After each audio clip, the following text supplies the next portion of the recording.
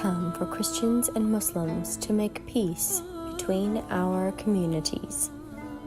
Christians and Muslims already make up more than half of the global population, and these numbers are expected to grow in the coming decades.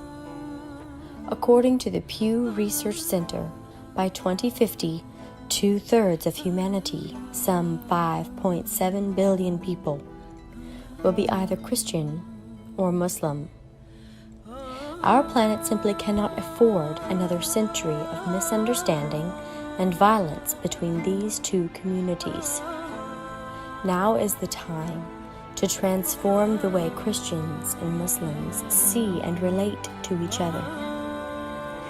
The majority of Christians still maintain a fundamentally Islamophobic position on Prophet Muhammad, peace be upon him. So I believe that the time has come for peacemaking Christians to contradict this position directly, changing the view of Muhammad, peace be upon him, so that you recognize him as a true prophet rather than discredit him as a false prophet, would effectively inoculate Christians against Islamophobia and would help to establish a new paradigm of cooperative Christian-Muslim relations. In Jesus' farewell discourse in the Gospel of John, chapters 14 to 16, Jesus speaks about the coming of the Spirit of Truth, in Greek Parakletos. For centuries, Muslim interpreters have seen Muhammad, peace be upon him, as this advocate based on Quran, a verse in which Jesus predicts the coming of a future prophet named Ahmed.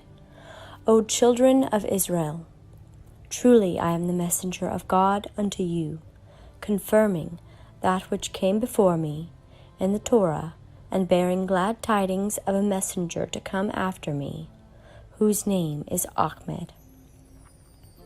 Ahmed, which is another name for Muhammad, is very close etymologically to the Greek word parakletos, so it is likely that the Quran is claiming that Jesus' farewell discourse in the Gospel of John predicts Muhammad, peace be upon him.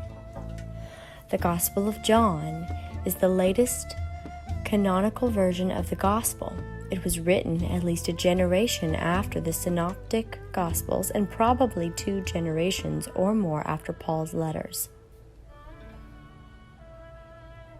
The author of the Gospel of John, often called the beloved disciple, claims to be the last living witness to the resurrection of Jesus Christ. The Gospel of John plays a similar role for the New Testament as Deuteronomy does for the Torah. Deuteronomy is the latest text of the Torah. It reiterates the law of Moses as told in the 4 earlier books, and like the Gospel of John, it predicts a future prophet.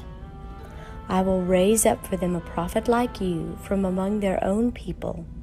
I will put my words in the mouth of the prophet, who shall speak to them everything that I command.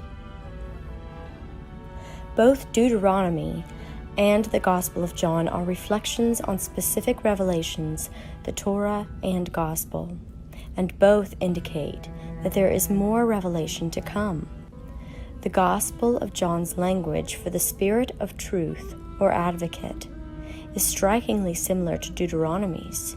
He will not speak on his own, but will speak whatever he hears, and he will declare to you the things that are to come. Like Deuteronomy, the Gospel of John opens up an expectation for future revelation. John's prophecy is not so specific that it must apply to Muhammad, peace be upon him, and only Muhammad. But insofar as the Holy Quran makes the claim that Muhammad, peace be upon him, is the Spirit of Truth or advocate that Jesus foretold, a strong interpretive option emerges for Christians to receive Muhammad, peace be upon him, as a prophet that Jesus predicts when he says, I still have many things to say to you, but you cannot bear them now. When the Spirit of truth comes, he will guide you into all the truth, for he will not speak on his own, but will speak whatever he hears, and he will declare to you the things that are to come. He will glorify me, because he will take what is mine and declare it to you. All that the Father has is mine. For this reason I said that he will take what is mine and declare it to you. When we look at Islam as a world religion and see that 1.6 billion people and growing are following in the way of Muhammad, peace be upon him, the time has surely come to recognize him as a prophet. If Muhammad, peace be upon him, is not a prophet, who is? It is understandable, really, that so many Christians have been defensive and have reacted negatively to Islam. That kind of group ego, fear-based response is part of human nature. However, it is absurd for you to continue to see Muhammad, peace be upon him, as a false prophet, given that Islam has lasted for nearly 1,400 years, has supported monumental culture, spiritual, artistic, political, moral, and intellectual achievements, and has a tremendous and vibrant global following.